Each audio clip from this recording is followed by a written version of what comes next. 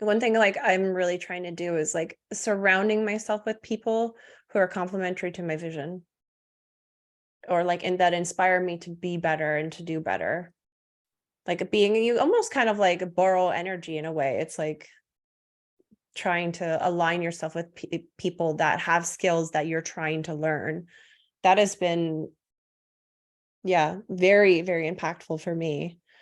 Um, yeah, since like going on this adventure with you, I'm like, I just got a gym membership. I'm going. I'm like, all right, discipline, focus. I gotta, like, I have to show up. I have to do the thing. The energy I put into this is gonna, come back to me tenfold in so many like beautiful ways. So that's been like incredibly inspiring to just to have like that type of presence. And yeah, I can't emphasize it enough to like be just so intentional. Like your time is your greatest asset. Like how are you going to choose to use it? I liked your idea or the way you worded things of like treating yourself like you're an investor. Yeah. Yeah, very important. Exactly. So I only do things that have multiple ROIs. What does that mean, multiple ROIs? There have to be multiple positive things that come out of this. So number one, of what we're doing right now, we're building your brand, which is what I'm going to benefit from.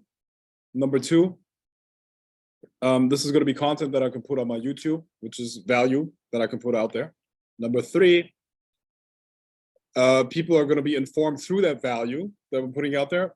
They're going to come into the school of adepts, and I'm also kind of like helping you. I'm training you at the same time, right? So I only do things that have at least 3 ROIs in my life. I don't do anything else, and that's literally how you should see yourself, and that's how you get the most benefit out of things. One of the hardest things when you're like self-employed or entrepreneurship or whatever is to decide what to do. And yeah, by doing things that have multiple ROIs and seeing that and really thinking in that way is going to give you the most return. That sounds like what did you call it? The Pareto principle. It's slightly different, but yeah, absolutely. I mean, the Pareto principle would also show you what things are more important than others. Absolutely. Yeah. Yeah. Would you be able to explain really quickly the Pareto principle? Yeah. Pareto is essentially a law that was discovered by a sociologist named Pareto, Italian guy. And I think he studied the distribution of property and wealth in a population. And he found that in every city that he looked, roughly 20% of the population owned 80% of the land. And then he looked further into other places, and by now it's been established that this is a universal law. 20% of value is always created by, or sorry, 80% of value is always created by 20%. Let me try to explain it like this. So 2080, right? 20% of all leaves on a tree generate 80% of the oxygen.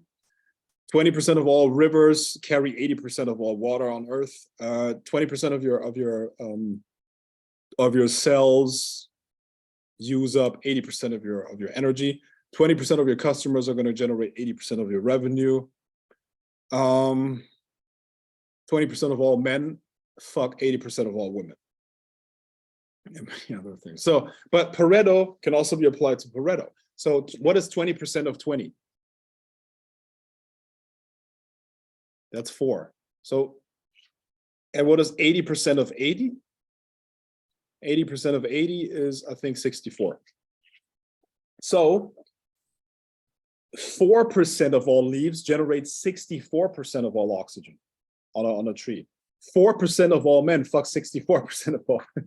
4% of all rivers carry 64% of all water. 4% of your cells use up 64% of your oxygen and the energy that you have, right? And you can do it one more time. What is 20% of 4? It's 1.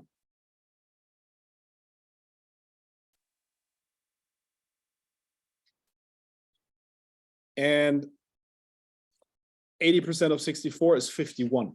So 1% of all money is, no, 51% of all wealth is owned by 1% of all people. Yeah. 51% of your problems are caused by 1% of the people in your life. And that includes customers.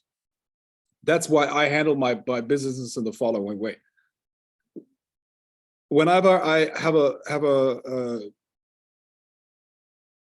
problematic customer, I just get rid of them. Either I send them to my competition. That's what I really like to do. I think that guy would be best for you, because they're going to cause way more problems than they're going to benefit me. And this is what people don't realize. The bulk of your problems is caused by very, very few people. If you just get rid of that one person, you would have so much more drive, so much more energy. And the same applies to all your activities as well. When you look at the activities that you've done today, that's for everybody listening, 1% of those activities will give you 51% of the results.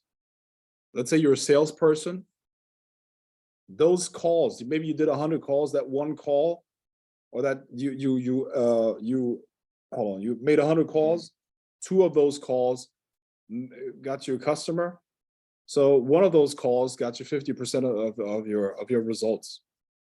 You can apply that to everything. 4% of your exercises are going to give you 64% of the results in the gym. 20% of your exercises are going to give you 80% of the results in the gym. So you can literally drop 80% of your exercises, you're still going to get 80% of the results. We're not bodybuilders. We don't have to focus on, the exact protein ratio and then like, do, biceps curl, for instance, one of the most useless exercises you can do. So the bottom line is you have to identify in your life either the 20%, the 4%, or 1% of things, and only do one or do those. Only do these things, and you're going to have massive success, because most of the things that we do or tend to do are not even giving us any results. And that you can see everywhere in life. The way I teach magic, for instance, I focus on the 20% that are going to give you 80% of the results. And then you can build on top of that. If you want to go deeper into runes, you can then study the runes and, add on 2% of this, 2% of that. But yeah, really, Pareto is a way of thinking about life and about the world. And it's going to give you massive results. Absolutely. Thank you for explaining that. So like, how are we like identifying like the things that are giving us the best results? Yeah. I know Well, that first, seems simple, but no, it's a good question. I mean, obviously you got to define what the outcome is that you want. Right? So everything in life is a process, and a process can be broken down into a pipeline design. Okay? So let's say you want a sandwich here. Okay? A sandwich is the outcome, the end result of the process. And you're here, hungry Robin. So I'm always hungry. So Hungry you're gonna go through a certain sequence of steps for creating the sandwich. No? Okay. Surprised you didn't draw a stick person for this one.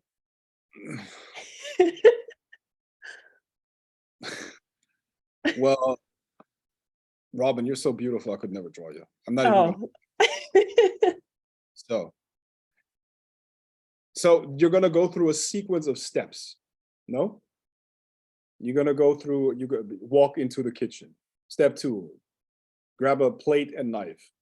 Step 3, peanut butter. Step 4, jelly. Put it on the bread. Step 6, eat. Right? Eat sandwich. So now you have a sequence of steps. Correct? Now, what are the things that are that gets you to that thing here faster? Okay, so in reality, it never works like this. It's never streamlined like that, because what's going to happen is the pipeline looks more like this. It's not it has a lot of what's the word?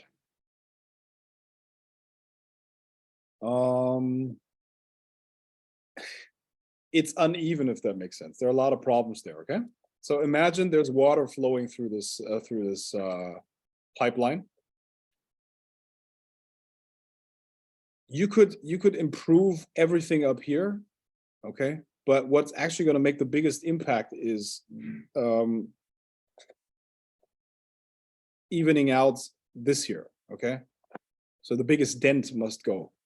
So what you need to do is you need to identify the dent in the process that you're going through right now. All right, so let me make it simpler.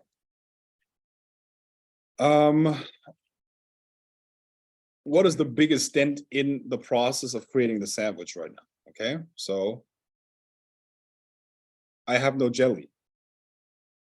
Boom. Now you know you have to get jelly first before you start the process. And you know, Abraham Lincoln, you know what he said? If he had 8 hours of cutting a tree, he would spend 6 hours sharpening his axe. What does that mean? We have to think through the entire process before we get going, because here's how most people work. And I know this is going to sound funny, but this is actually how most people work. Robin is hungry, runs into the kitchen. Oh, there's no bread. She goes and gets bread. And I'm sorry that I'm using here as an example, but Okay. You're just my victim right now. So Robin goes to the grocery store, gets bread, moves on to the next step, enters the kitchen, grabs a plate and a knife. There's no peanut butter. Oh, she moves back to the grocery store, gets peanut butter. Boom. Now she's gonna be here. Puts peanut butter on there. Moves to the jelly, realizes there's no jelly in the kitchen. Boom, back to the grocery store. Boom. Now she's back here. And now whatever else the next step would be. Yeah, but it's not smooth, right? It would be much better for her to first check in the kitchen what's available, right? Or to even have notes about what's missing. And then before she starts doing it, goes to the grocery store once instead of 3 times and just finishes the process. Most people don't think through everything they do before they start it. And that's, for some reason, that's for a lot of people, that's very hard to do. They just can't wait to start, you know? And if you just remove that mistake from your life, you will have much more results. You will be super productive, even though you're not doing that much. You know, I mean, what is success? It's really the avoiding of lack of success. You know what is the most success killer, or what's the biggest success killer? An energy killer. It's things started but not finished. Things started but not finished. And what makes people start things but not finish them is exactly what I just described. In the middle of the process, they lose motivation, because, man, how many times more do I have to go back to the grocery store to get my stuff, you know? Oh, maybe I'm not capable of creating a sandwich or whatever, you know? So the best thing is to think everything through. Then you test it.